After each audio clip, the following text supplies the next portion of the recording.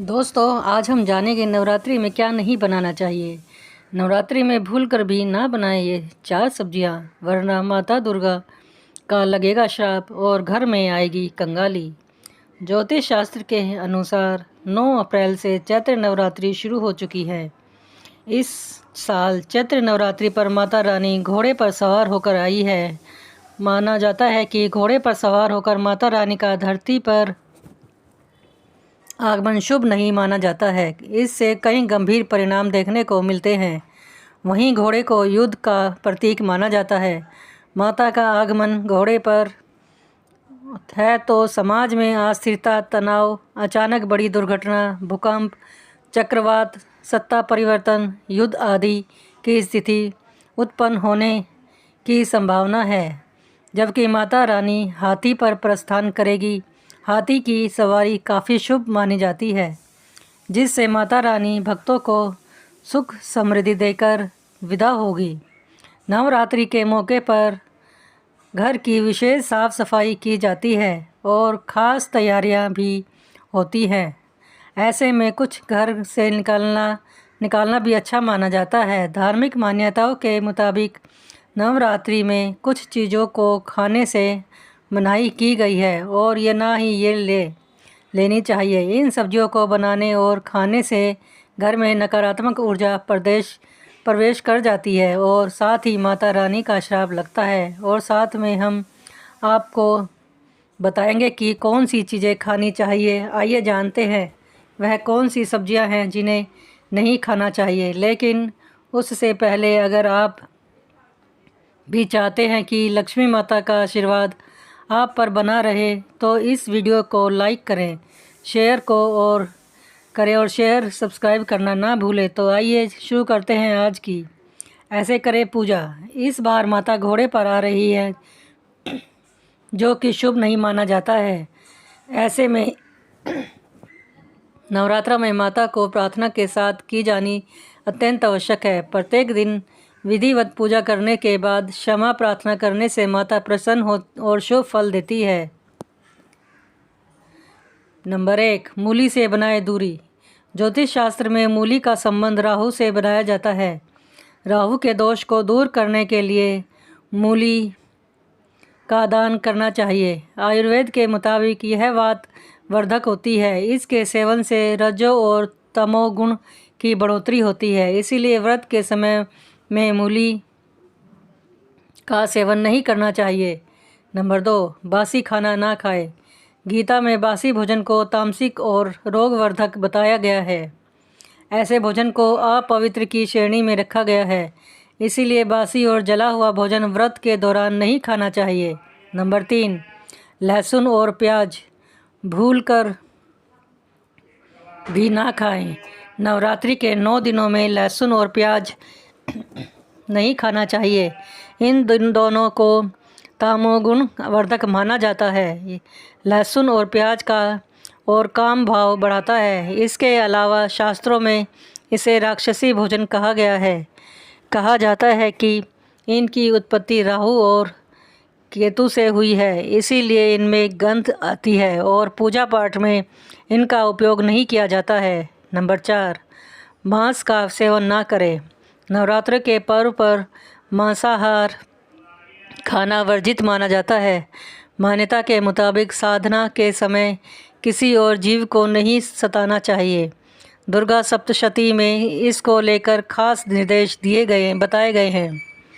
पूजा करने वालों को जीवों पर दया रखना चाहिए और अहिंसक रहना चाहिए। नंबर 5, मसूर दाल ना खाएं। मसूर दाल को धार्मिक दृष्टि से अपवित्र माना गया है। इसका संबंध मंगल ग्रह से माना गया है। बताया जाता है कि इसके सेवन से मन में उग्र और तामसिक विचार का संचार होता है। आयुर्वेद में इसे रजोगुण को बढ़ाने वाला बताया गया है, जबकि साधना के लिए सात्विक गुण को बढ़ाना जरूरी होता है। नंबर 6, सीताफल और गाजर से बनाए दूरी। नवरात्रि व्रत करने वालों को गाजर और सीताफल से दूरी बनाना चाहिए। इन्हें रजोगुण वर्धक माना गया है। गाजर भूमि के नीचे उगती है, इसीलिए इसे अपवित्र माना जाता है। नंबर 7, बैंगन से बनाए दूरी। नवरात्रि के दौरान बैंगन का सेवन नहीं करना चाहिए। बैंगन में रजोगुण होते हैं, ये सात्विक भाव को कम करते हैं। इसके अलावा इससे त्वचा रोग होने की भी संभावना होती है। बैंगन काम भाव को भी बढ़ाता है, इसलिए बैंगन की सब्जी ना बनाएं। नंबर 8, सफ़ेद नमक। भारतीय तीखा चटपटा भोजन पसंद करते हैं, वहीं इनके भोजन में नमक की मात्रा भी ज़्यादा होती है। नमक के रूप में समुद्री नमक का इस्तेमाल किया जाता है, जिसे सफ़ेद नमक भी कहते हैं। लेकिन इन 9 दिनों में सफ़ेद नमक की जगह पर सेंधा नमक का इस्तेमाल किया जाना चाहिए। व्रत में सेंधा नमक खाना ही स्वीकार्य है। वहीं इस नमक में सोडियम की मात्रा भी काफ़ी कम होती है, तो हाई ब्लड प्रेशर वालों के लिए काफ़ी फ़ायदेमंद होता है। इसीलिए नवरात्रि के 9 दिनों में उपवास के दौरान सेंधा नमक का ही सेवन करना चाहिए। नंबर 9, मसाले भी है वर्जित। नवरात्रि के व्रत में कुछ मसालों से भी परहेज किया जाता है, जिसमें हल्दी और गरम मसाला शामिल है। वहीं जीरा के पाउडर भी नवरात्रि के दिनों में खाने से परहेज करना चाहिए। नंबर 10, अनाज। नवरात्रि के 9 दिनों में ही हो सके तो अनाज से दूरी बनाकर रखना चाहिए। इनमें गेहूँ, चावल, सूजी, बेसन, मक्के का आटा, रागी, बाजरे का आटा शामिल है। व्रत में तो इन सभी चीज़ों का सेवन सख्त वर्जित है। ऐसे में इन 9 दिनों में अनाज का सेवन नहीं करना चाहिए।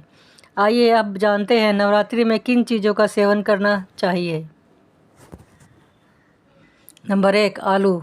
नवरात्रों के दिनों में आलू अधिकतर लोग खाते ही हैं। आप आलू को उबालकर और इसमें सेंधा नमक मिलाकर खा सकते हैं।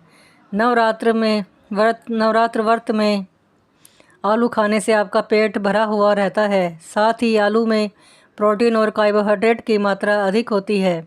ऐसे में व्रत के दौरान आलू खाने से आपको एनर्जी भी मिलेगी और थकान और कमजोरी का एहसास भी नहीं होगा। नंबर 2, शकरकंद। शकरकंद आलू का ही एक रूप होता है, लेकिन यह स्वाद में मीठा होता है।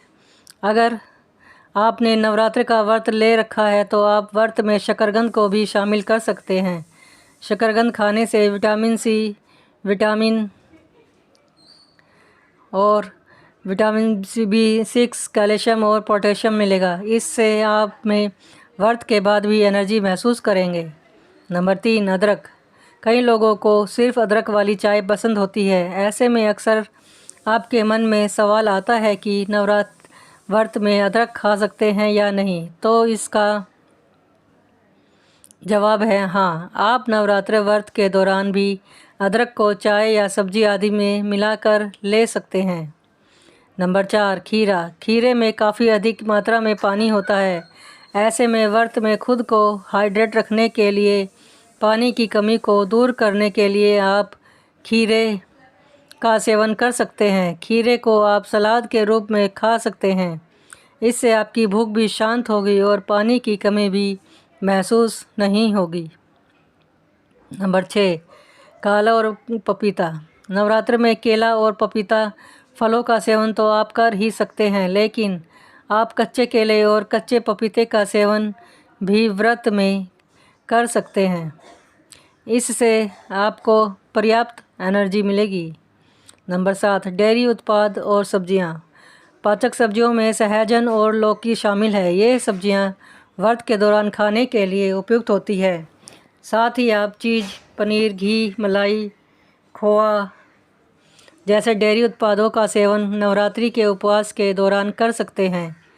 इसके अलावा नवरात्रि व्रत में आप सभी डेयरी प्रोडक्ट्स भी खा सकते हैं। आप सुबह शाम दूध ज़रूर पिएं। इसके अलावा पनीर का सेवन करें। पनीर को हल्का रोस्ट करके खा सकते हैं, इससे एनर्जी भी बनी रहेगी। नंबर 8, कुट्टू का आटा। नवरात्रि में उपवास के दौरान गेहूं और चावल जैसे नियमित अनाज की अनुमति नहीं होती है। ऐसे में आप कुट्टू का, सिंगाड़े का आटा या राजगिरा का आटा खा सकते हैं। इस और असामान्य सफ़ेद चावल की जगह समाई के चावल खा सकते हैं। नंबर 9, साबूदाना की खिचड़ी और साबूदाना के लड्डू। नवरात्रि व्रत के दौरान साबूदाना खिचड़ी एक लोकप्रिय व्यंजन है जो पचाने में भी काफ़ी आसान होता है। यदि आप कुछ मीठा चाहते हैं तो साबूदाना के लड्डू लोकप्रिय व्यंजन है जिसे आप नवरात्रि के उपवास के दौरान खा सकते हैं। इसके अलावा नवरात्रि व्रत में आपको रोज़ाना सभी ड्राई फ्रूट्स को मिलाकर खाना चाहिए।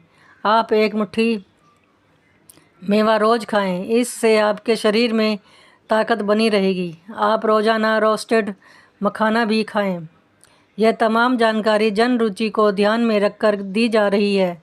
ज्योतिष और धर्म के उपाय और सलाहों को अपनी आस्था और विश्वास पर आजमाएं। वीडियो का उद्देश्य मात्र आपको बेहतर सलाह देना है। इस संदर्भ में हम किसी प्रकार का कोई दावा नहीं करते हैं। दोस्तों, आज की हमारी वीडियो आपको कैसी लगी? यदि वीडियो पसंद आए तो वीडियो को लाइक करें और शेयर करें और सब्सक्राइब करना ना भूलें।